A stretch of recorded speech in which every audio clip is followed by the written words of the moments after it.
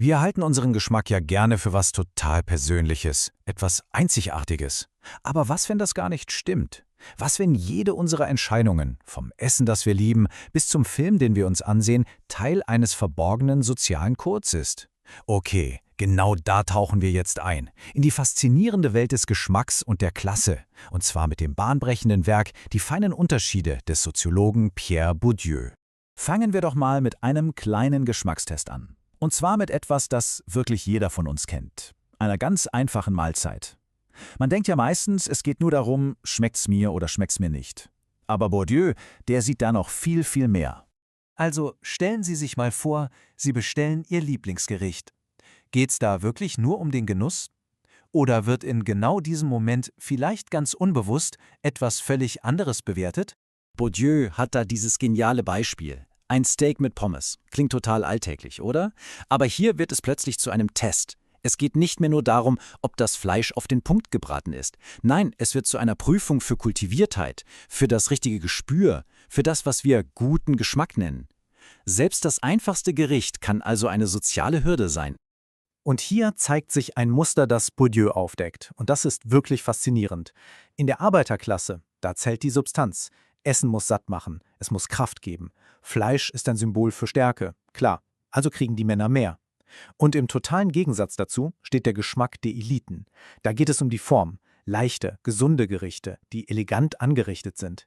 Das ist ein fundamentaler Unterschied, wie man an sowas Grundlegendes wie Essen herangeht. Aber das mit dem Essen, das ist nur der Anfang. Dieses Muster ist nämlich kein Einzelfall. Es ist Teil eines, ja man könnte sagen, geheimen sozialen Codes, der unsere gesamte Kultur durchzieht. Ein Code, den wir alle sprechen, oft ohne es überhaupt zu merken. Nehmen wir mal das Kino. Bourdieu zeigt ganz klar, Unternehmer und Manager, die lieben opulente, spektakuläre Filme, die großen Kassenschlager. Und die Akademiker? Tja, die zieht's eher zu Filmen, die als intellektuell gelten, als künstlerisch wertvoll oder historisch anspruchsvoll. Selbe Logik, andere Arena. Die einen wollen das große Spektakel, die anderen die intellektuelle Auseinandersetzung. Und dieser Code gilt, Sie ahnen es schon, sogar für den Sport. Die Oberschicht bevorzugt oft Individualsportarten, die teure Ausrüstung oder exklusive Clubmitgliedschaften erfordern. Da geht's um Stil, um die Perfektion der Bewegung, um die individuelle Leistung. Und auf der anderen Seite? Da haben wir die populären Mannschaftssportarten. Die zelebrieren körperliche Stärke und den Gemeinschaftsgeist. Es geht um Solidarität, um den gemeinsamen Kampf.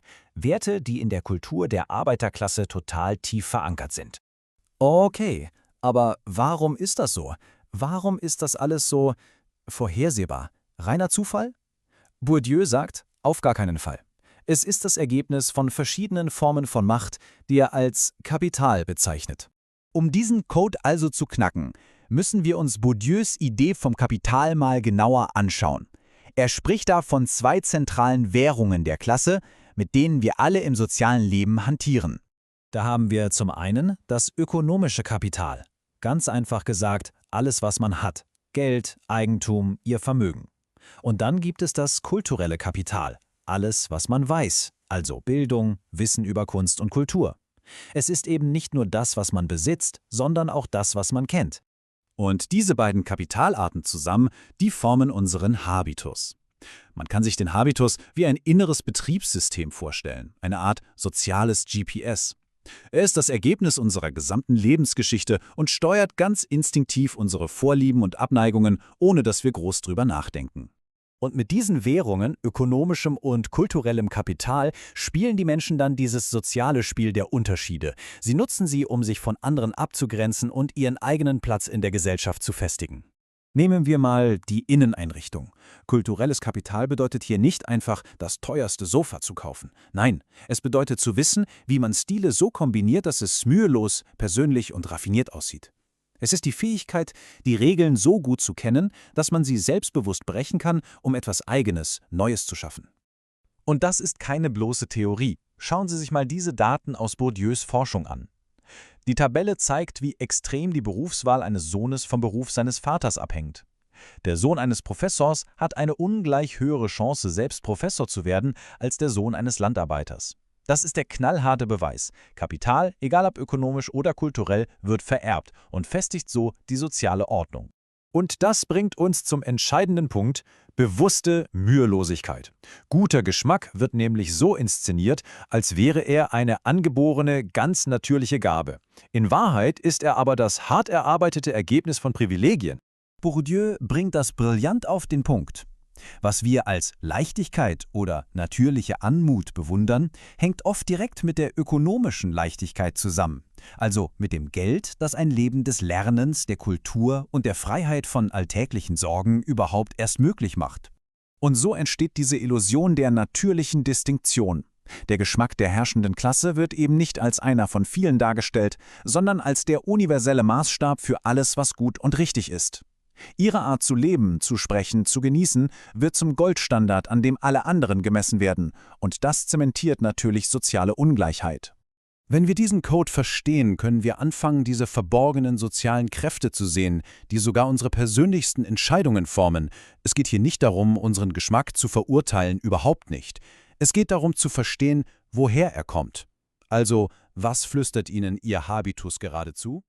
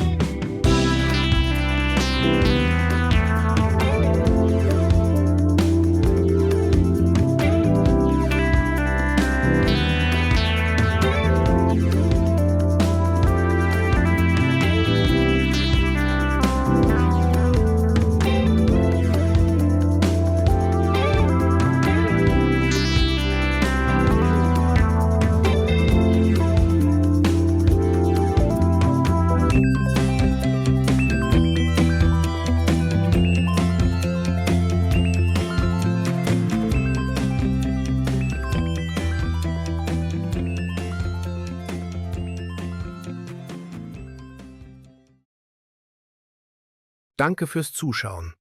Wenn dir der Beitrag gefallen hat, abonniere den Kanal und gib ein Like.